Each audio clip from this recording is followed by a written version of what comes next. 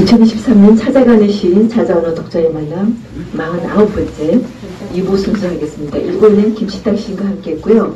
2부는 이현성 시인을 모셨습니다. 선생님 인사드리기 전에 양력 간단하게 말씀드리겠습니다. 이현성 시인은 1973년 전남 광양에서 태어났다. 고려대학교 대학은 국어국문학과 박사과정을 졸업하였다. 1999년 전남일보와 2002년 문예중앙으로 등단하였으며 동료들이 뽑은 올해 젊은 시인상, 김달재 문학상, 김달재 문학상 젊은 시인상, 김천수 시문학상, 2022년 김달재 문학상을 수상하였다. 고려대, 경희대, 중앙대 등에서 강의하였고 현재 가천대학교 리버럴 아트 칼리지 발음이 조금 어렵습니다. 조교수와 개간 8회 편집위원을 맡고 있다. 시집으로 아이스크림 그릇들, 친애하는 사물들, 생활이라는 생각, 대답이고 부탁이 많이 있으며 현대 실험집으로 얼굴의 탄생, 한국 현대시 화자론이 있다. 여러분, 이현성 시인입니다.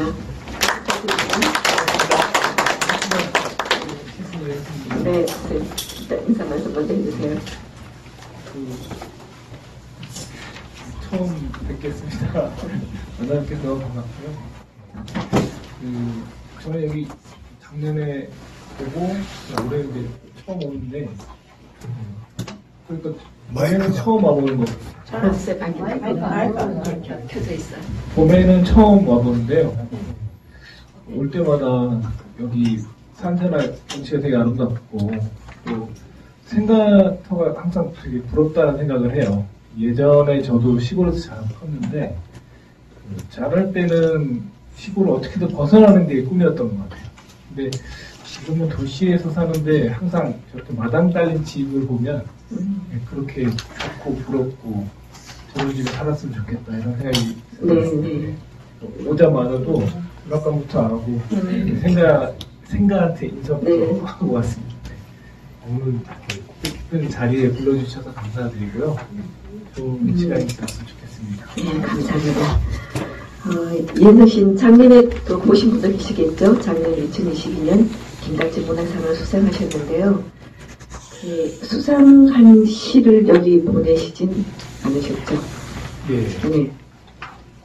생활에 대한 생각, 네, 그 시가 있긴 한데, 저희들 이제 10편, 6편, 아까 김시탁 씨인데도 우리가 얘기를 하다 보면 시를 다 못하거든요. 그래서 나중에 시간 뒤에 밀리기 전에 가장 먼저 이 시를 내가 얘기하고 싶다는 시가 있으면 먼저 한번 들려주시겠습니까? 얘기하고 싶은 시요? 네.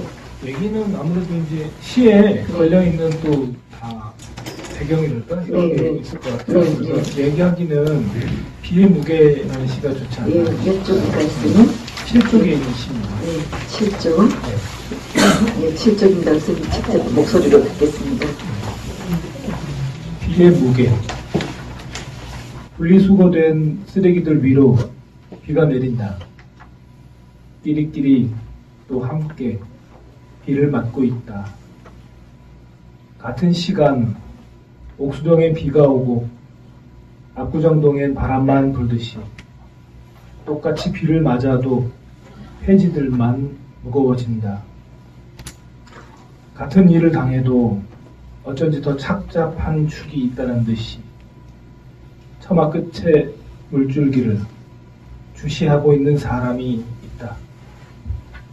내리는 비 속에서 더 이상 젖지 않는 것들은 이미 젖은 것들이고 젖은 것들만이 비의 무게를 알 것이다. 이 시를 어떻게 썼는지 좀 들려주시죠. 이 시는 말 그대로 제가 활용 쓰레기를 버리러 나갔다가 착상을 하게 되고 들어와서 곧장 시를 쓰게 되었어요. 그 무렵에 이제 노무현 대통령이 서거하셨었습니다.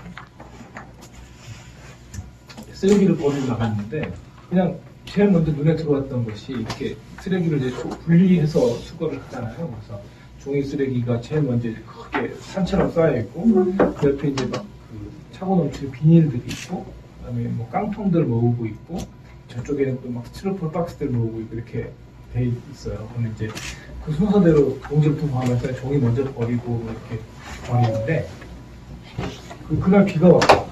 근데 폐지 덩어리도 막 이렇게 축축하게 젖어가고 있더라고요. 비가 막 맹렬하게 오는 비가 아니라 아주 이렇게 오늘처럼 싹싹 내리는 비였는데 조용히 묵직하게 젖어가고 있더라고요. 근데 이렇게 다른 쪽을 보니까 깡통이랑 이런 거 비가 와도 그냥 전 상관이 없는 거예요. 사실 비닐은 어차피 젖지가 않는 거고.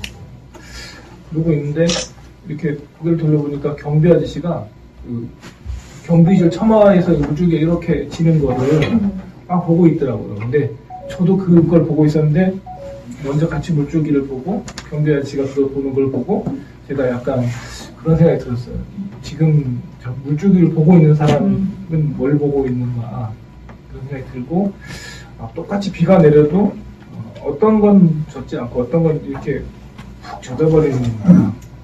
그래서 이제 그 무렵에 그 노 대통령님 서거하신 뒤에 뭐랄까 어떤 사람들한테는 뭐가 떨어져 나간 것처럼 마음이 무겁고 힘들고 그런데 어떤 사람들한테는 또 그게 일반 아무렇지도 않지는 않죠. 근데 어쨌든 이게 같은 비인데 받아내는 것들이 다 서로 다르구나 이런 생각이 들었고 그래서 그게 결국은 우리가 만날 수 있는 한계가 아닐까?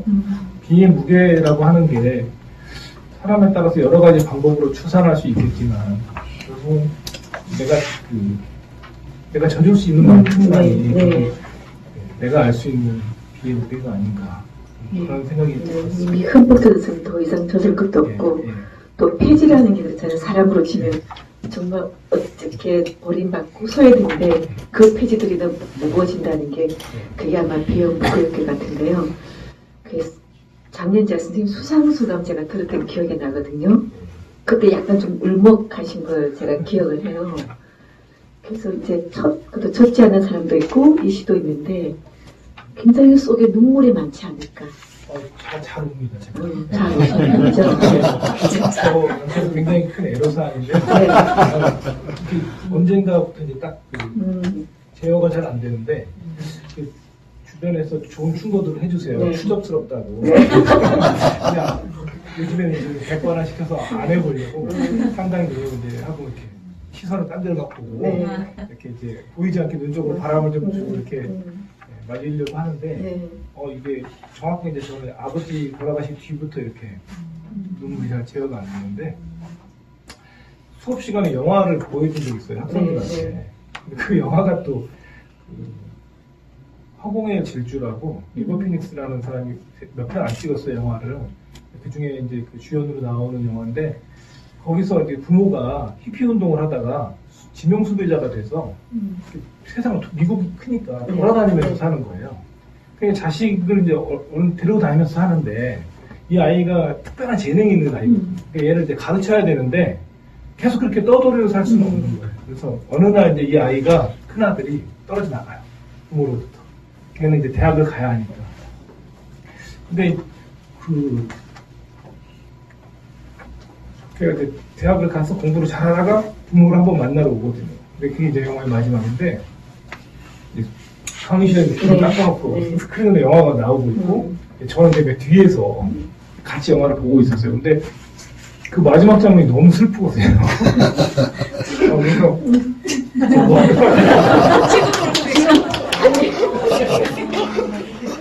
그거 소수 들고 다니시는구나.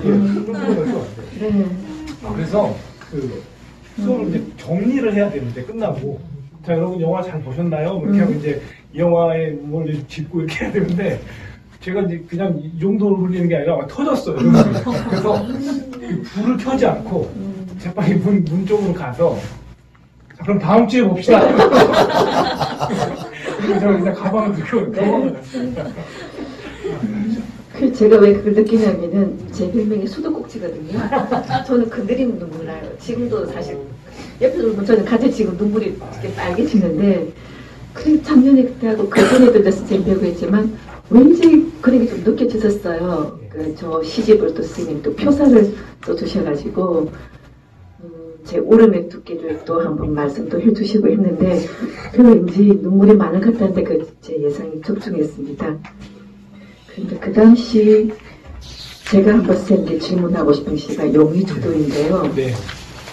이 오은이라는 시인도 어떻게 좀 느낌이 그 안경 쓰신 모습이 좀 비슷해요. 근데 눈을 맞았다고요? 이 친구도 잘 울어요. 아, 잘 울어요? 네. 그 보면 모습도 비슷해. 여러분 오은 씨는 아시는 분도 계시겠지만 그분도 이렇게 안경을 쓰시고 이제 느낌이 비슷한데 왜 용의주대에서 오은에게 이 시를 썼는지 시를 읽기 전에 한 번 더 얘기를 듣고 싶거든요. 예, 그렇게 이야기가 이어지게 되네요. 네. 그걸 뜻한 건 아닌데 네. 저는 이제 저희 누님이 네 분이 있어요. 제가 아들이 하나고 그래서 부모님에게 굉장히 각별한 그 사랑을 받고 컸습니다. 근데 이제 그냥 막연하게 한 번도 그런 걸 의심해 본 적이 없어요. 그러니까 항상 제가 이제 그 부모님의 마지막에 제가 함께 할 거라고 생각했는데 그 아버지께서 암에 걸리셨는데 한 2, 3년 아버지를 모시고 병원도 다니고 그러셨는데 막상 그 아버지 돌아가실 때 제가 임종을 못 지켜드렸어요. 그래서 그것 때문에 하여튼 죄의식, 우울증 이런 게 좀 제가 심하게 생겼었고 그 아버지 이제 그 돌아가실 직후였는데 이 시를 쓸 때가 아버지가 10월에 돌아가셨는데 6개월쯤 지나서 이 봄에 딱 이맘때예요. 이렇게 꽃이 학교 화단에 꽃이 이렇게 막 펴 있는데 햇살도 너무 좋고 날씨가 맑은 날이었어요. 근데 이렇게 그때 이제 담배를 피우고 있었는데 담배를 피우러 나와서 이렇게 화단을 보고 있으니까 꽃이 너무 그날 보니까 꽃이라는 게 이렇게 다 화려하구나. 제 각각의 색깔이 지나칠 만큼 선명하고 막 이렇더라고. 채도가 굉장히 높은 각양각색의 색깔로 꽃이 피어 있는데 그 꽃을 보고 있는 제가 느끼는 게 꽃이 막 예쁘다가 아니라 꽃에게 제가 막 집단적으로 얻어맞는 기분이 든 거예요. 제 마음이 이렇게 아름다움을 볼 수 없는 마음의 상태인 거죠. 그래서 이렇게 꽃을 보고 있는데 제가 아름답다는 생각을 못하고 그냥 그 색깔이 너무 선명해서 눈이 아프다는 기분이 이렇게 가졌어요. 그래서 이제 여기 구절도 형형색색이라는 말이 난폭함이라고 제가 쓴 건데 그냥 꽃은 자기가 본 뒤에 아름다워서 그렇게 막 형형색색으로 아름다운 건데 그 아름다움을 가질 수 없는 사람한테는 그 아름다움이 너무나 큰 상처가 되더라고요. 네. 어떻게 선생님 또 울고 계시는데 우리 선생님 좀 저도 울어요. 그래서 이 시를 쓰게 되고요. 이 시를 쓴 무렵에 하필이면 이제 요은이라는 친구가 교통사고가 났어요.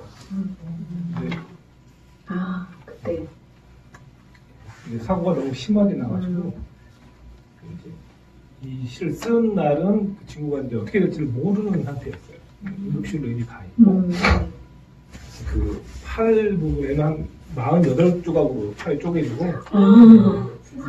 팔이 마음에 들다고 그렇게 되나요? 이 시기 돌아오질 않아서 오랫동안 이렇게 누워 있는 상태였고 이제 병원에 갔다 와서 이제 마감 원고를 쓰면서 이제 시를 마무리 지었고 그래서 발표하면서 이걸 은희에게 줘야겠다. 네.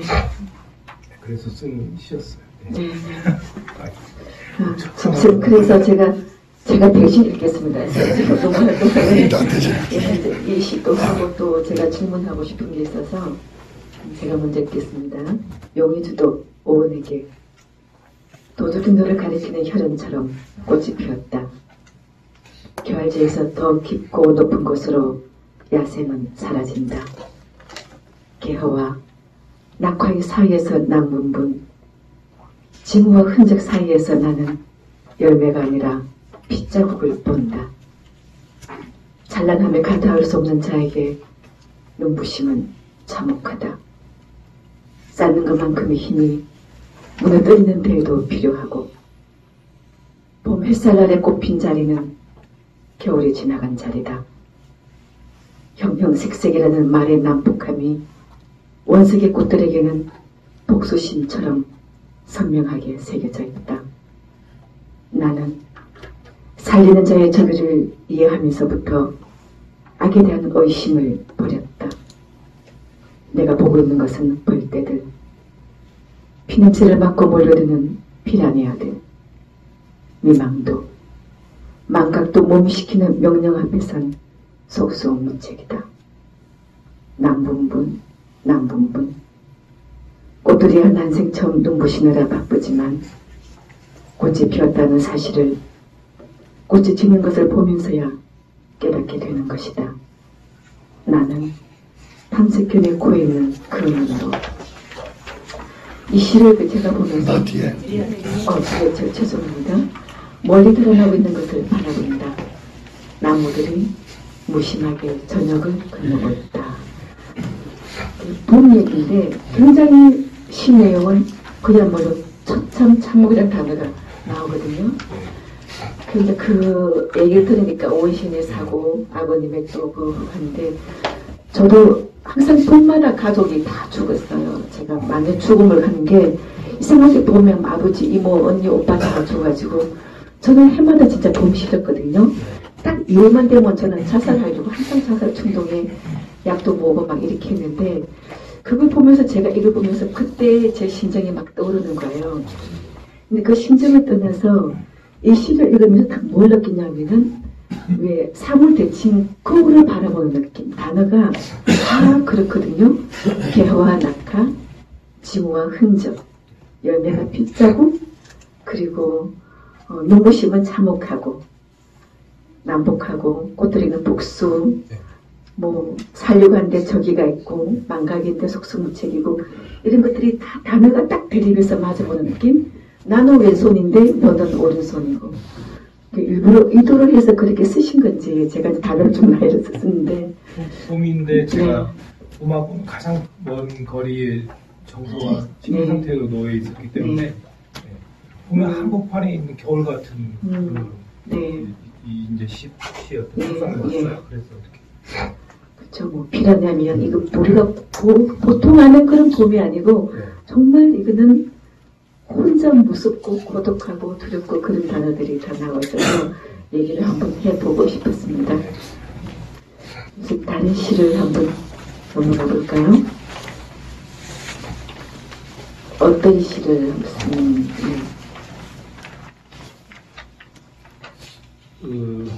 하지라는 시라는 거. 네. 14쪽 금작시 14쪽입니다. 하지. 오늘이 하지래. 희준이가 문자를 보냈다. 긴 하루였네. 광일이가 대답했다. 하루가 길다고 생각하니 허기가 밀려왔다. 하지엔 뭘 먹어? 동지엔 팥죽 먹잖아. 일동 침묵. 침묵은 궁리 중이다. 침묵은 검색 중이다. 희준의 일성. 하지엔 감자라는데? 오늘은 뭐 먹지 하면 내가 제일 먼저 생각하는 것은 물고기. 떡과 죽과 삶은 감자 말고 물고기가 먼저 떠오르는 사람이라 청어국수를 해먹기로 한다. 입맛이 없을 때 국수가 제격이니 인생을 한 방에 결단낼 자신이 없으면 국수처럼 가늘고 기르게 살 궁리를 해야 한다. 하지엔 청어국수를 해먹자. 다음은 간략한 레시피. 청어를 손질해서 살을 발라낸다. 간장과 설탕과 청주와 생강을 넣고 끓인 후 청어 설점을 넣고 졸인다. 간장에 졸아붙은 청어를 한 소끔 식혀두고 메밀면을 삶아 찬물로 씻어 온기 빼고 채반에 건져두고 시원한 간장 육수에 메밀면 넣고 졸여진 청어를 두어 조각 얹고 쪽파를 가늘게 썰어서 수부기. 청어국수. 청어는 기름지고 영양이 많은데 값도 싸서 선비도 살찌우는 생선이라고 비유어라고 불렸다. 비유어라니 이것은 시인의 고기가 아닌가. 그런데 청어를 어디서 구하느냐고? 청어는 새벽 시장에 가서 산다. 아니라면 하루가 왜 길 것인가. 참 남은 청어는 그냥 밥반찬으로 먹어도 된다. 아직 그 풍이 그려져요. 저는 이 시를 읽으면서 그 영화의 한 장면인데 혹시 리틀 포레스트 보셨어요? 그게 못 봤습니다. 못 보셨어요? 네. 김태리 나오는 건데 네. 친구들 모여서 막 하다고 혼자서 요리를 하는 게 나오는데 네. 그게 정말 이제 일본 영화가 원작이거든요. 네. 네. 그 딱 영화가 생각이 나는 거예요. 네. 처음부터 저는 한 번도 안 먹어봤어요. 이게 발로 된 손으로 해도 맛이 네. 있습니다. 발로 해도 손으로 해도 맛있어요. 그럼 이렇게 친구들인가요? 감정이 자꾸 북받치려고 해서 네. 좀 좋아요. 가벼운 네, 식으로. 네, 좋아요. 얘기 좀 더 해주시죠. 청국수. 네. 그냥 그 요즘에 하고 있는 국내가 이제 이런 건데요. 네. 이제 저는 우리 나이로는 이제 올해 51가 됐어요. 네. 씻으면서 제가 지금 가장 하고 있는 고민은 똑같아요. 20년 전이나 지금이나 시가 뭐지? 그리고 20년 전에 청탁원고를 쓸 때나 지금이나 똑같아요. 시를 어떻게 쓰는 거지? 어떻게 쓰는지를 잃어버린 사람 같아요. 제가 시를 쓸 때는 항상. 그리고 그래도 이제 쓰고 나면 어떤 안도감이 있어요. 아, 그래, 이게 시였지? 아, 이렇게 쓰는 거야. 맞아. 좀 이런 안도감이 드는데, 그런 생각을 해봐요. 한 가지 일을 한 보통 5년이나 10년 정도 하면 어지간한 분야에서는 다 그냥 눈 감고도 하는 수준이 될 것 같아요. 여기 나온 것처럼 제가 요리를 한 5년 했는데 아이들 때문에 저희 집에 이제 꼬마들이 많아서 저도 이제 부엌 일을 같이 해요. 근데 지금 뭐 저는 거의 막 이렇게 칼질이 이렇게 되게 빨라졌어요. 그래서 어지간하면 이렇게 되는 것인데 씻는 일은 안 그런 것 같아요. 20년을 했는데도 아직도 쫓지 않은 것 같고 아직도 사실 이렇게 종이가 좀 두려워요. 응고지로 내가 무슨 말을 쓸 수 있을지 뭘 써야 될지 잘 모르겠고 그런데 이제 나이가 선생님 앞에서는 좀 내람되지만 이제 저도 막 꺾이는 느낌이 좀 들고 이제 밤새는 일은 이제 좀 힘들더라고요. 눈이 또 가고 이런 일들이 많아지면서 씻는 게 뭔가 내가 뭘 하고 사는 사람인가 이런 생각을 좀 최근에 또 다시 하게 됐어요. 그러면서 이제 했던 생각 중에 하나가 또 씻는 법을 가르치는 강의도 작년에 했는데 그때 학생들한테 자네들은 지금 만들어가는 타이밍에 있고 나는 부수어가는 타이밍에 있다.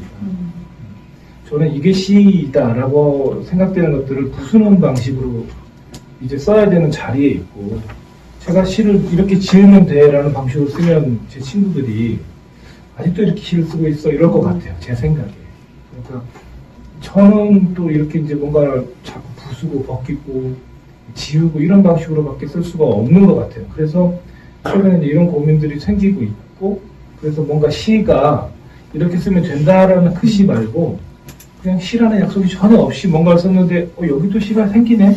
이런 어떤 것을 쓰고 싶다는 생각을 최근에 많이 하고 있고 그렇게 이제 쓰고 있는 시들 중에 하나예요. 이제 뭐 이게 이제 작년에 특집을 할 때 제가 썼던 시인데 특집을 맡은 규평가는 별로 좋아하지 않더라고요. 이런 것을 다른 시하고 지금 좀 다르거든요. 네, 이런 시를 보면 비평가들이 되게 난감해하는 거예요.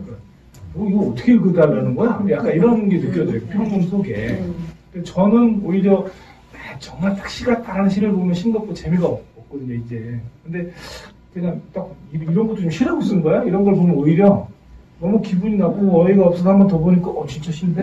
이런 게 이제 저는 딱 좋은데 이제 그 평문가분은 이런 시가 하여튼 되게 재미없고 이렇게 5편의 특집이었는데 거의 거론하는 시였어요. 그래서 저는 속으로는 제일 야심차게 이 시가 제일 잘 썼다 이러고 있었는데 뭐 거의 이런 거 못하잖아요. 좀 그런 거였어요. 이 시 안에는 제가 최근에 하고 있는 이제 시에 대한 고민 어떤 방식으로 시를 가지고 가야 되는 거에 대한 고민 저한테 이제 이 일상을 시로 쓰는 특별한 재능이 있다라고 또 많은 분들이 얘기를 해주셨기 때문에 또 제가 하는 방식이 있었는데 그거하고 또 다른 어떤 방식으로 또 그렇죠. 이 시는 평소에 쓰던 거는 현상학적 시하고는 좀 완전 다른 분위기라서 제가 지금 적어온 게 있는데 그때 시문할 때 제가 캡처해놨다가 오늘 지금 말씀하신 데 딱 이게 그런 것 같아서 잠깐 이해서 시인 수상소감 제가 일부러 한번 읽어보겠습니다. 언어와 열망에 놀리지 않으려면 조금은 비켜서서 사고를 고아야 한다. 이미 쓴 시를 만나면 그 또한 죽여야 새로운 시를 얻을 수 있을 것이다. 그게 지금 이 하지하고 딱 들어맞는 것 같아요, 지금. 네. 그 제가 이제 공부도 했던 사람이기 때문에 네. 최근에 이제 공부를 놓은 것 같아요. 제가 공부도 했던 사람이기 때문에 이제 여러 가지 문학사 공부를 하면서 생겼던 의제들도 있고 한데 가장 최근에 했던 제 고민 중에 하나가 그런 거였어요. 이제 백석이나 이용학이나 오장환을 제가 전공하고 박사학위론문을 썼는데 이런 시인들은 대체로 서울에 있을 때는 최일급의 시인이었다가 북으로 간 뒤에는 이제 남한에 있는 문학사 연구자들한테는 상당히 난감한 시인이 됐어요. 이제 북에 가서 남겨놓은 시들이 이렇게 뭐라고 말을 해야 되는지를 사람들이 다 난감해하는데 그 중에 하나의 언어가 이제 이런 거예요. 그 월북해서 시를 쓴 사람, 북한에서 시를 쓴 사람들 중에서도 그래도 이용학 정도는 상당해. 이런 논평이 있어요. 근데 이 논평에는 뭐가 들어있냐면 이미 우리가 알고 있는 그 이용학이, 그 백석이, 그 오장환이 어떤 사람인지 알기 때문에 이미 우호적으로 되어 있는 거예요. 그러니까 비평의 정신이 우리가 막 추상 같다 그러면 퇴작이거나 나쁜 시를 가차없이 뭔가 해야 되는데 그렇다고 또 이게 그 시가 움터는 자리를 안 볼 수는 없거든요. 거기가 막 주체사상이 있고 이렇게 문학이 당에 헌신해야 되는 그런 토양 위에서 시를 쓰고 있는 건데 그걸 또 무시하고 말할 수는 없고 그러니까 우리는 이게 완전히 다른 지평이기 때문에 그 시를 어떻게 말해야 될지 솔직히 말하면 이제 언어가 없어요. 언어가 없는데 이제 저랑 같은 저희 선배 연구자분들이 그래도 그 또래 시인들 중에서 이용학의 시는 밝습니다. 뭐 그들 중에서도 그래도 또 백석의 시는 훨씬 낫다. 이렇게 말하는데 제가 들었던 생각이 이렇게 말하면 그래 안 될 것 같다. 그래도 그래도 그 중에 낫다가 분명히 맞는 말이지만 그 뭔가 다른 비평적인 토대가 필요하다. 그러니까 거기 안에서 어떠한 면에서 이 시가 정말로 유의미한 어떤 시점으로 갔다. 이걸 입증하는 게 중요한 거지, 연구자에게. 그래도 이용학은 거기 가서도 거기서 또 불세출에 뭐야. 이렇게 말하는 건 좀 비평적으로 뭘 구부렸다는 느낌이 드는 거예요. 그러니까 팔이 안으로 굽은 느낌이 들어서 좀 그러면 안 되지 않을까? 이런 생각이 드는 거예요. 근데 시를 쓰는 일이 그렇더라고요. 같은 소재나 같은 주제가 반복될수록 그게 또렷하게 자각이 돼요. 내가 위선자가 돼가고 있나? 왜냐하면 이게 맨 처음이었던 정서에 대해서만 떨려요, 사람이. 첫사랑한 사람들이 못 잊는 게 그런 거잖아요. 근데 같은 일을 반복하면서 똑같이 떨리기는 사실 어렵거든요. 그러니까 제가 윤리적으로 나쁜 사람이 되지 않기 위해서 뭔가 버리지 않으면 안 되는 거예요. 제가 쌓아왔던 것이 이 바닥에 뭐 별로 없지만 있다면 또 그걸 버리고 다른 데로 가지 않으면 거의 확실해요. 병들게 돼 있어요. 윤리적으로 나쁜 사람이 되는 거예요. 제가 추구하는 건 미학적인 아름다움과 윤리적인 부분이 같이 가는 시를 꿈꿨어요. 그리고 그게 매우 좁은 길이었고 그런 거니까 한번 해보고 싶다는 생각이 들었어요. 근데 계속해서 가차없이 깨지고 있지만 안 되는 걸 알게 되지만 그래도 그게 좁은 것 아닐까? 합리적인기만 한 거 말고 올바르면서도 분명하게 아름다울 수 있다면 그게 훨씬 더 위기가 아닌가? 막 이런 고민을 좀 했던 것 같아요. 네. 그래서 이게 자기 안에 안주하고 했던 말법과 세계 안에 안주하는 것이 어떻게 자기 자신을 망치게 되는지를 너무나 선배 시인들을 통해서도 봤고 또 제자 시인에게도 그런 기우나 이렇게 힘이나 칭가 나타날 때마다 이거는 정말 아닌 것 같은데 이런 생각이 좀 들고 그래서 그런 고민들을 자꾸 하는 중입니다. 아마 선생님도 다 그러실 거예요. 내가 내 시를 뛰어넘어야 되고 내가 내 시를 투기할 또 새로 나왔는데 지금 선생님 말씀 공감할 것 같은데 아마 이현숙 시인이 이제 오신다 해서 뭐 시에 대해서 질문하고 있는 분들이 저는 분명히 있을 거라고 생각을 하거든요. 이 시에 대해서 한번 이야기를 듣고 싶다는 시가 있을까요?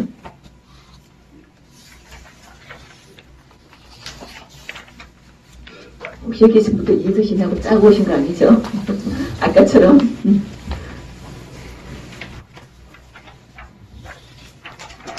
그러면 또 제가 저는 시에 대해서 아니고 아까 그쪽에 나오는 용의주도 오래 그랬는데 오늘 선생하고 이현 선생하고 나이 차이가 나도 오늘 선생 지금 82년생이란 말이에요. 맞습니다. 우리가 이제 마음 둘이고, 예. 대학도 성적 사회학과 나고 이분은 예, 예. 학생 고대학 나오고 하는데, 예. 어떻게 그런 분에게 시를 갖다 써주실까?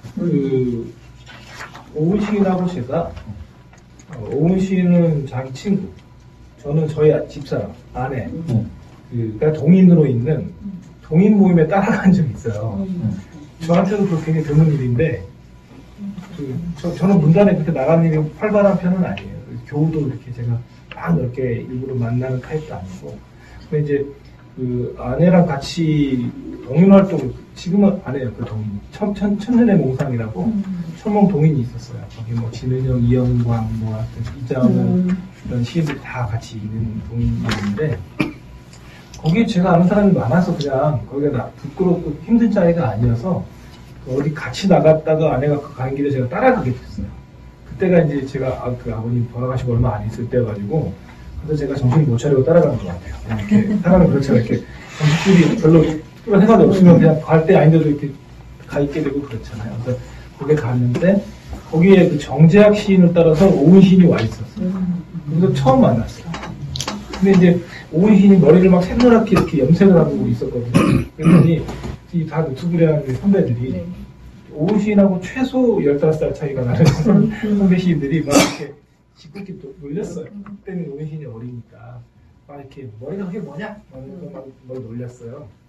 그래서 막 그렇게 하고 있는데 그 술자리 끝에 이런저런 이제 이야기를 하다가 제가 이제 그 아버지 돌아가신 이야기를 하게 됐어요. 서로 이제 그 통성명도 이렇게 하다가. 근데 아까 저처럼 오은 시인이 제가 몇 마디 얘기를 안 했는데 막 우는 거예요. 근데 이제 그게 사람이 궁하면 뭐 찾게 된다고, 제가 이제 막 죄의식을 가지고 있고 막 죄책감이나 이런 거에 시달리는 상태다 보니 그 아버지 돌아가셨다는 얘기를 하는데 우는 친구가 그렇게 고마운 거예요. 내가 이렇게 울어줄 사람은 돈 주고라도 사야 될 파인데 그렇게 막상 그렇게 우는 친구를 만나니까 너무 그 마음이 막 제가 고맙고 열렸어요. 그래서 이렇게 그 뒤로도 여러 번 이제 또 따로 만나서 이제 교분이 생겼어요. 근데 만나서 얘기를 해보면 이제 이 친구가 그런 사람을 제가 살면서 참 몇 번 보는데 그냥 친구 같아요. 그러니까 지금 이제 약수파라고 김원 시인, 뭐 정재학 시인, 이재훈 시인, 저 오은 이렇게 5이 간간히 봐요. 1년에 한두 번 정도는 놀러도 가고 뭐 이렇게 술도 마시고 이런 일이 있는 친구들인데 나머지는 거의 다 한두 살 차이인 거거든요. 다 쥐띠 소띠예요. 근데 오은 시인만 또 11살 터울이에요. 근데 그게 가능한 이유가 같이 모여서 이렇게 수다를 떨면 그냥 친구처럼 느껴지지 후배 같지가 않아요. 근데 사람들 중에 간혹 그런 사람들이 있더라고요. 그러니까 이렇게 제 나이보다 더 들어먹은 사람들이 있어요. 속 나이가. 그래서 막 얘기를 하면 또래 같은 게 아니라 어떤 때는 좀 오히려 더 겪은 사람하고 얘기를 하는 것 같은 느낌이 또 들 때가 있고, 내색은 막 수다스럽고 까불고 장난치고 이렇게 말을 하니까 어린 사람처럼 보이는데 이렇게 말 속을 보면 그렇지가 않은 거예요. 그래서 이제 되게 친하게 됐죠. 친구죠. 나이 차이가 나죠. 그 얘기 이제 하시니까 또 제가 그 뒤에 와서 네. 그 아내분께서도 글을 쓰시잖아요. 예. 그래서 동이 따라갔다가 예. 아시는 모르시는 분도 있거든요. 아, 예. 지금 같이 활동할 때는 뭐 기분은 어떠세요? 그러니까 그거 많이 물어보시더라고요. 네. 이제 별재미는 다 받아왔는데 퇴고할 때 서로 보여주냐 이런 것도 물어보고. 근데 퇴고할 때 서로 잘 안 보여줘요. 그러니까 그냥 그건 각자의 영역인 것 같아요. 네. 심지어는 글을 쓰는 시간대도 좀씩 다르고 아내는 아침에 뭔가 부랴부랴 막 쓰고 저는 주로 밤에 새벽에 뭘 끄적거리는 편이고 시간대도 같은 공간인데 좀 나눠서 좀 그런 편이에요. 근데 이제 제가 뭐랄까 생업에 대해서는 제가 좀 더 구속력이 강해요. 아무래도. 그러니까 제가 일하는 데 쓰는 시간이 좀 더 많아졌어요. 아이들이 생기고 나서는. 그래서 아내가 저보다는 덜 쫓기니까 이제 진짜 안 되겠다. 이러면 제가 이거 오타임즈 한번 봐줘요. 요즘에 이런 일이 생겼어요. 근데 원래는 이제 그렇게 잘 안 하고 왜 그렇게 안 하게 되냐면 글 쓰는 사람들이기 때문에 자기가 이렇게 뭐라고 좋게 마음을 한번 얘기해줬는데 반영이 안 되잖아요. 네. 그러면 은근히 이게 고추를 광고처럼 그럴 건 아닌데 그렇게 되거든요. 그렇죠. 그러니까 자존심이 있죠. 고칠 것도 아닌데 내가 뭐하러 말해주지? 이렇게 예전 어렸을 때 그래서 글은 가지고 이제 그렇게 하지 않는 게 또 좋은 것 같아요. 저희 정도 하는 거고. 네. 그러면 뭐 질문 없으면 우리가 다른 시로 넘어갈까요? 네. 네. 18쪽에 저서, 네. 저서 한번, 말씀을 한번 저도 드려요. 안 하면 그때 질문을 했거든요. 한번. 18쪽입니다. 저서. 저서 여기 한 권의 책이 누워있다.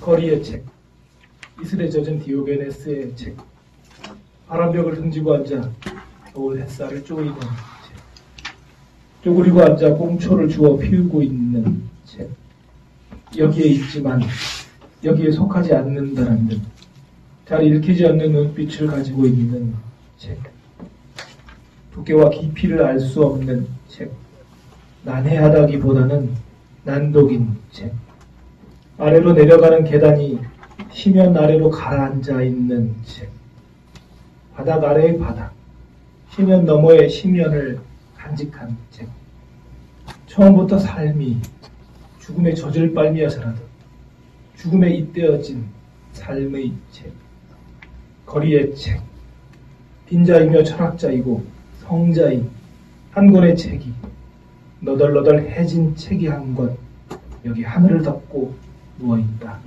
네. 이 저서라는 책은 그 특별한 청탁 때문에 쓰여진 시예요.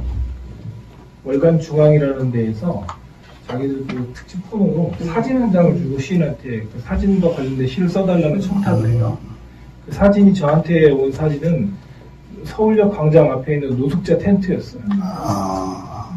그래서 사진을 보자마자 쓰고 싶은 말이 있었는데 작품이 안 나와서 되게 애를 먹었어요. 저는 이제 계속 그분들을 보면서 제가 그 노숙자를 흉내내면서 살아본 적이 있어요. 20살 때. 한 달 정도 이렇게 그 열차를 훔쳐서 타고 다니면서 막 역 근처에서 이렇게 막 그 불황자들하고 같이 막 소주도 마시고 이렇게 왜 그랬는지 잘 모르겠는데 하여튼 그랬던 적이 저도 있어요. 그래서 그 땅바닥을 베고 누워서 자는 그런 그 감각이랄까 기억이랄까 이런 게 나면서 저는 이제 제일 먼저 넙치 생각이 났어요.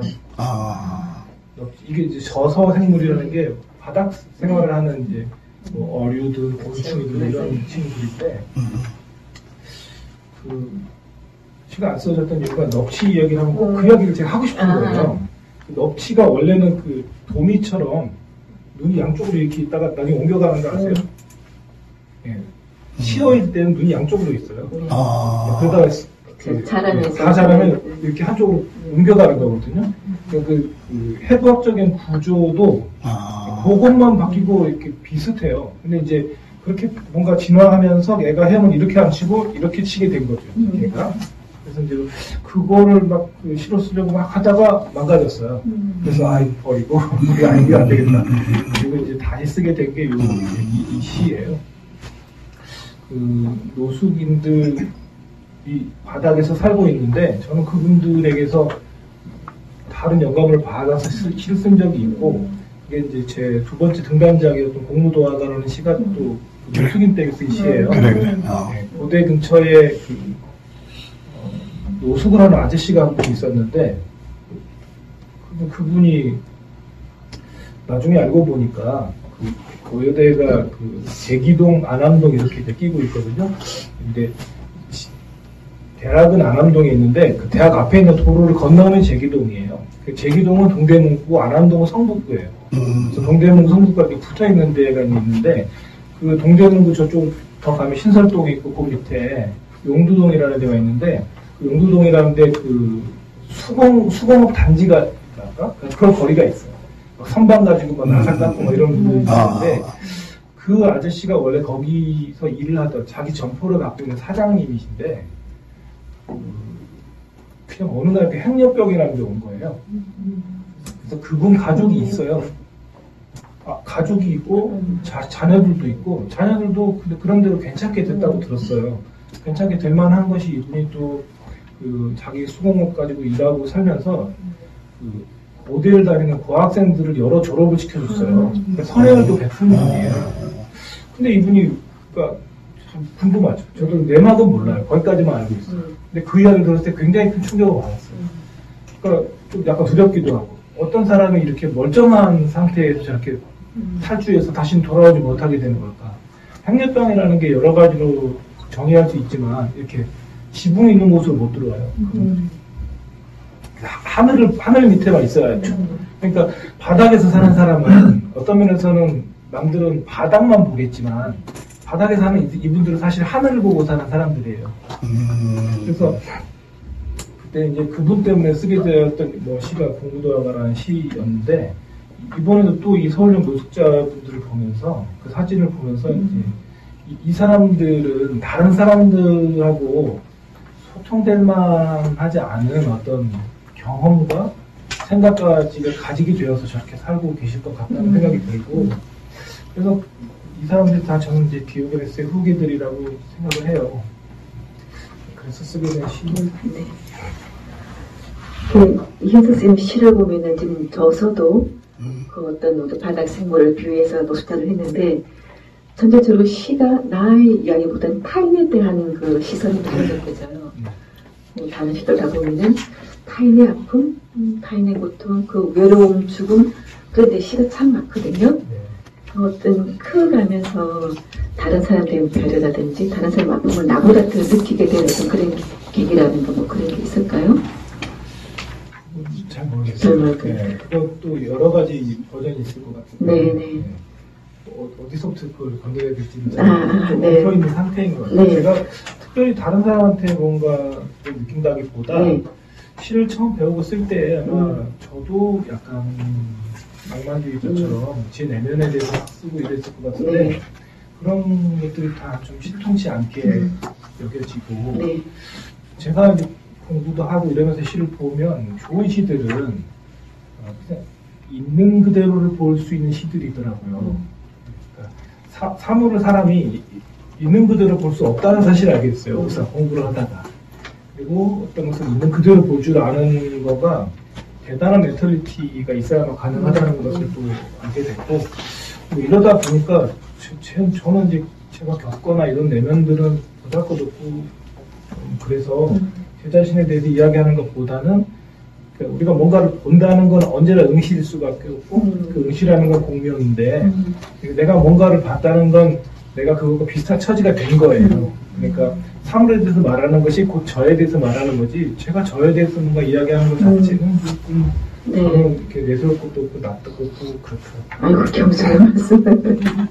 그렇게 타인에 대한 얘기를 하면서 이제 시인의 얘기로 돌아오는데, 그래도 그 전반에 흐르는 그 사람에 대한 애정, 그 알려있는, 그리고 우리가 말하는 몸, 그 사람의 몸, 저서도 마찬가지지만 그런 것들이 굉장히 이인석 시인은 정말 가슴이 따뜻한 사람이에요. 다시 한 번 더 말하자면 눈물도 많고 그 바라보는 시선에 가슴도 따뜻하고, 네.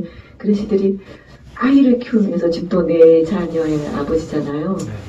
그래서 아이를 키우면서 그게 좀 더 다른 사람 생각이, 그게 다른 사람도 좀 더 남다르지 않을까 이런 생각을 하는데, 저글링 8쪽 시를 보면은 그게 더 느껴지거든요. 정말 내 손은 2개 보는데 자갈 손은 진짜 여러 개란 말이에요. 그것도 아마 다른 사람들의 관계, 내가 봐주고 생각해야 되는데 사실은 나는 손은 2개 보는 거. 나오고 있다. 심정이 아닐까 나오고 있지. 했었어요. 촬영되고 있지. 맞나요?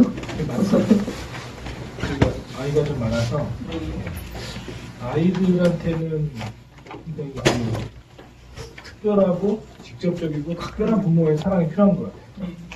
그러니까 애들이 이렇게 같이 주는 거 말고 단독으로 뭘 받고 싶어 할 때가 있는 것 같아요. 크면서. 근데 이제 서로 다 단독으로 달라고 하려고 하거나 그게 아니라 있는 그대로가 어느 순간 딱 보이는 게 있는데, 그게 굉장히 좋아서 계속 시를 쓰게 되는 것 같아요. 그런 면에서 이제 약간 제가 로드메리주의자가 되기도 했고, 그러니까 미래를 성취하려고 하는 것보다 지금 눈앞에 있는 것을 보는 것만이라도 똑바로 할 수 있다면 그게 더 사실 미래에 기여하는 바가 크다, 이런 생각들을 하게 되는 것 같죠. 근데 그게 왜 이렇게 힘들고 안 되는 건가? 그러면 현실이라고 하는 게 눈 뜨고 있으면 보이는 게 아니라 이게 뭔가 각축장인 거예요. 그러니까 이게 여기도 판세가 있고 어떤 힘이 여기에 작용하고 있고 그 힘에 대해서 저항하고 반작용이 일어나고 하는 것들이 막 복잡하게 일어나고 있는데 그걸 이렇게 그냥 멀쩡히 계속 보고 있으면 그냥 난장판이고 그 힘의 결을 따라가면서 보면 무언가가 되어가고 있는 과정이 또 보이기도 하고 그러니까 이게 어떻게 보느냐에 따라서 보였다 안 보였다가 계속 반복되는데 사람이 또 거기에만 계속 주의력을 가질 수는 없잖아요. 자기들마다 또 생업이라고 하는 게 있고 그래서 뭔가 좀 봤다 싶었는데 남는 건 피로감이고 뭐 좀 볼 수 있을 것 같다 싶었는데 해야 될 일을 쫓기고 그러다 보면 내가 뭔가를 봤다는 느낌이 들 때보다 보려고 했다는 느낌이 들 때가 더 길었다는 생각이 들고 보려고 했으나 보지 못하는 시간이 더 길었다는 생각이 들고 그러면 결국 우리가 뭔가를 볼 수 있다는 건 어떻게 가능하지 그러면 이게 되더라고요. 이걸 안 보면 내가 죽어 정도의 집중력이 있어야만 앞으로는 보더라고요. 어렸을 때는 그냥 눈이 좋아서 잘 보였는데 지금은 나 이거 아니면 내가 죽어 정도는 되어야만 그게 보이더라고요. 그러니까 뭔가를 본다라고 하는 게 사실 굉장히 순도 높은 집중력이나 뭔가 그럴 수밖에 없는 어떤 단계에 도달하지 않느냐 인식이 그렇지 않으면 안 보이더라고요 저는. 그러니까 아까 이제 김시탁 선생님 그 시에도 있는데 시집이들이 막 있고 오잖아요. 저는 뭘 또 이렇게 대충을 잘 못하는 타입이에요. 그래서 시집을 집인데 두는데 자꾸 쌓여가요. 그런데 집사람한테 계속 욕을 먹어요. 안 먹고 빨리 버려. 근데 이제 왜냐면 애들도 좀 다치고 환경이 나빠지니까 이걸 없애야 되는데 저는 이제 마음이 또 똥꼬집을 부리는 거죠. 언젠가 볼 거야. 이렇게 쌓여가고 있는데 언젠가 볼 건데 5년이 지났는데 못 봐요. 그러면 이제 올해도 계속 시집이 오잖아요. 그래서 올해도 또 책이 오고 그래서 저거 볼 수 있을까? 내년에는 태양 볼 수 있을까? 막 약간 이렇게 생각해서 안 될 것 같아요. 그래서 결국은 버렸어요. 버리는데 그게 어쨌든 같은 사람들이에요. 작가들이나 다 똑같이 뭐 애 낳는 사람 누구는 소풍 났고 누구는 막 죽을 고생해서 낳는 게 아니듯이 시도 그럴 것 같아요. 그래서 그 책을 버리러 갔는데 거기 또 읽고 앉아있는 거예요. 계속 이렇게. 그래서 내가 한 자람 내가 봤어 이렇게 뭔가 하지 않으면 되게 뭐 역치가 없달까? 그러니까 좀 이런 것도 내가 쓰는 것을 읽어달라고 할 수 있나? 약간 좀 이런 생각이 들어가지고 그래서 이렇게 몇 장을 막 넘기고 죄책감 벗어나고 생각이 나요. 그런 사람이 계속 반복되면서 제가 이 첫 구절을 썼어요.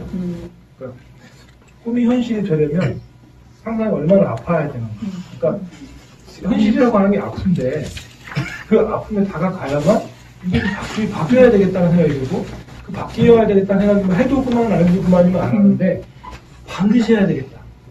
죽어도 해야 되겠다. 라는 뭔가 있어야만 이렇게 한 발짝 정도 겨우 움직일 수 있는 게 그게 결국 삶이라면 그렇다면 이 삶이 얼마나 지금 끔찍한 절망의 구렁텅이인지를 낱낱이 보지 않고는 우리는 꿈꿀 수가 없겠구나. 어떤 삶이었으면 좋겠다라고 소박하고 나직하게 말하는 것조차도 이게 지금 얼마나 우리가 엉망진창 위에 있는지를 깨닫지 못한다면 작은 일들 같은 것도 예쁘다고 말할 수 없겠구나. 그런 생각이 들어서 그 현실의 피로감 뭐 이런 것들이 기대되기 싫었습니다. 얘기하다 보면 또 저희들이 끝을 향해서 좀 달려가고 있는데 또 중요한 질문들을 해야죠. 뭐 다 선생님 시도 쓰고 하지만 우리가 또 더 잘 쓰기 위해서는 다른 사람의 공부도 배우고 책을 읽듯이 이현성 시인이 생각하는 정말 시를 쓸 때 내가 중요하게 생각하고 시를 잘 쓸 수 있는 나만의 뭐 팁이 있으면 오늘 좀 말씀을 해주시죠. 그거는 이제 아까 그거예요. 어쨌든 출발은 감정인 것 같아요. 제가 생각할 때는 어떤 마음의 변동이 누군가를 보게 하는 것 같아요. 그게 처음 시작일 텐데 근데 그 마음의 중동 때문에 그 사물을 본 건 마음의 몫이지 사물의 몫이 아니더라고요. 그래서 다시 그 마음을 내려놓고 사물을 보는 연습이 있으면 저는 시가 나오는 것 같아요. 다시 말하면 내가 어떤 기분 때문에 무언가 어떤 사물을 보게 됐는데 그걸 그대로 쓰면 그것이 시라고 믿는 분들도 있어요. 근데 그거 말고 다시 한 번 작업이 더 필요하더라고요. 제가 볼 때는. 그러니까 막 예를 들면 그 혼자서 달아오르는 사랑 같은 건 사랑이 아니라는 거죠. 뭐 그것이 사랑이 아니다라고 말하는 것도 이상하지만, 그러니까 뭐랄까, 그냥 내가 흥분에 겨워가지고 그냥 막 세상은 너무 아름답지 않아? 라고 말하는 거는 약간 그냥 넋두리 같은 것인 것 같아요. 그래서 일단 쓰면서 자기가 쓴 글을 그 감정의 맥락과 무관하게 그 문장이 말을 하고 있는지를 저는 보려고 해요. 제 문장이든 또 남의 문장이든. 그러니까 기분은 기분대로이겠지만 그 말이 아주 고유하게, 그러니까 뭐 누가 무슨 얘기하면 왜 구체적으로 어떤 이야기를 이렇게 묻는 사람들 있잖아요. 그것처럼 내가 쓰고 있는 문장이 아주 구체적으로 특정이 가능한가. 그러니까 이 문장 하나를 지탱하기 위해서 당신의 시간과 장소와 때와 그 뭐 이유와 이 모든 것들을 다 특정할 수 있는가라는 생각으로 저는 이제 읽고 쓰는 편이에요. 저 같은 경우는. 그래서 항상 뭐 주제가 거창하지 않아도 구체적이고 정확한 고유성을 갖고 있는 이야기는 분명히 가치가 있는 글이고, 그걸 놓치면 아무리 위대한 발상이라고 하더라도 좀 그런 것 같아요. 문학적으로는 매력이 적은 것 같아요. 그게 누군가의 이야기라는 게 중요한 거지, 그런 생각들은 다 갖고 있는 것 같아요. 좀 심하게 말하면. 뭐 스님들이 하는 생각이나 목사님이 하시는 생각이나 정치가들이 하는 생각이 왜 필부필부에게 없겠어요. 좋은 세상이 이렇게 해야 돼야 온다거나 그런 생각이 왜 없겠어요. 근데 그거보다는 좀 더 구체적으로 소사동에 살고 있는 이현승이라는 사람이 돌뿌리에 자빠지면서 한 생각이라고 좀 특정되어 있는 정황과 맥락과 말이 거절했을 때 딱 그 하나만 남길 수 있을 만큼 분명한 고리가 맺혀져 있는가, 이렇게 좀 자꾸 물어보려고 해요, 저한테. 그래서 메모는 쉬운데 저는 이제 버리는 메모가 많거든요. 그래서 나중에 써야지 하고 딱 보면 이런 걸 왜 메모를 했다는 거지 대체, 이런 생각이 좀 들고 그렇게 되더라고요. 시를 쓸 때 이제 이현승 시인이 중요하게 생각하는 것, 시를 쓰는 법을 말씀해 주셨는데, 저도 이제 시간이 거의 다 돼서 질문 그도 계속 들으면서 이제 유희선 시인 질문.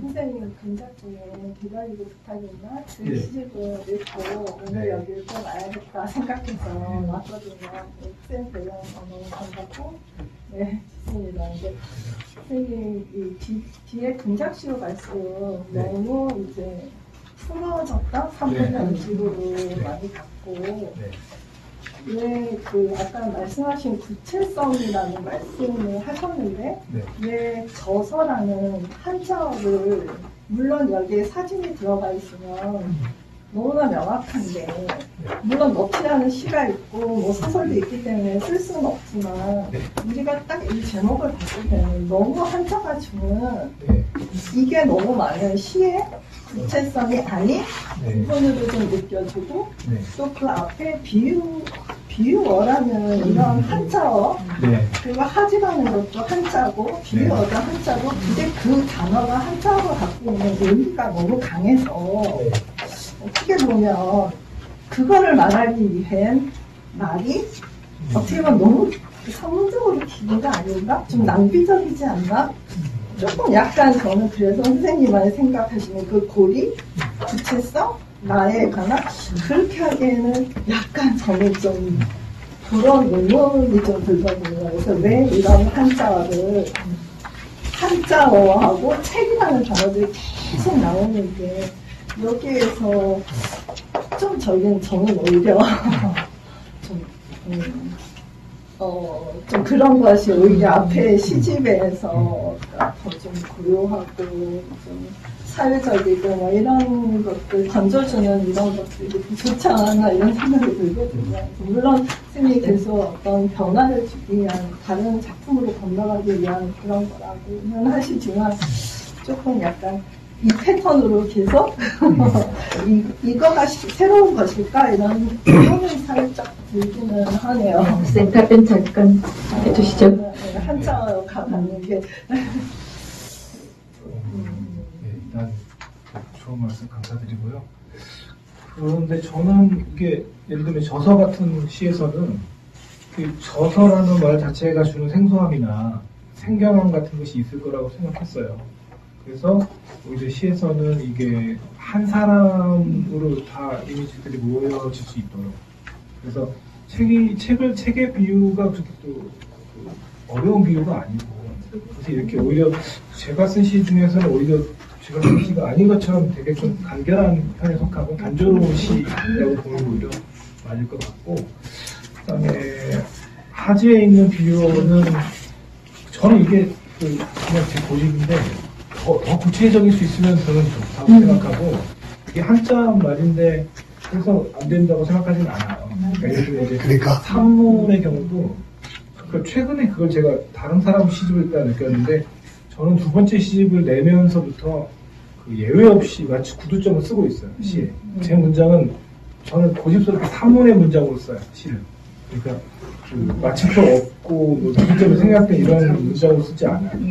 저는 저희 시집 교정하는 단계에서도 제가 빠뜨린 것도 있더라고요. 그러면 교정하시는 편집자 선생님한테 마침표가 이게 들어가는 게 맞다라고 정확하게 말씀을 드리고, 지금 제가 마침표를 안 쓴 경우는 도치된 문장이기 때문에 안 쓰고 거기다 구두점을 써요. 그러니까 저는 그게 제가 쓰고 싶은 시고 제가 쓰려고 하는 시인데, 그러니까 시적인 문장이 아니라 그냥 산문으로 출발해서 그게 어떤 시적인 정황이나 감정에 도달하는 것이 제 목표인지라. 그러니까 그거는 제가 볼 때는 위산 시인이 얘기하는 그 얘기하고, 그 다음에 또 이현승 시인이 지금 그 추구하는 세계하고 지금 얘기가 약간 결이 다른 얘기여서, 제가 볼 때는 뭐 거기에 막 또 뭐 저 얘기를 더 정리시킬 이유는 없을 것 같고요. 어차피 본질의 문제는 얘기를 다 하셨기 때문에 제가 볼 때는 아마 충분히 그 얘기에서 족하지 않나 이 생각이 듭니다.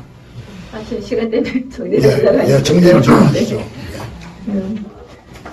나중에 또 뭐 뒷표랑 더 주면 되지만, 그래도 저도 이제 제가 제 생각에서 한마디만 가려면, 저서라는 시는 저서라는 한문을 해야만 저는 된다고 생각하는 게, 그래야 저서 생물을 좀 찾아보고 책과 저서가 연결돼서, 이거는 사람이기 때문에 책이 아니고 저는 사람이라고 봤거든요.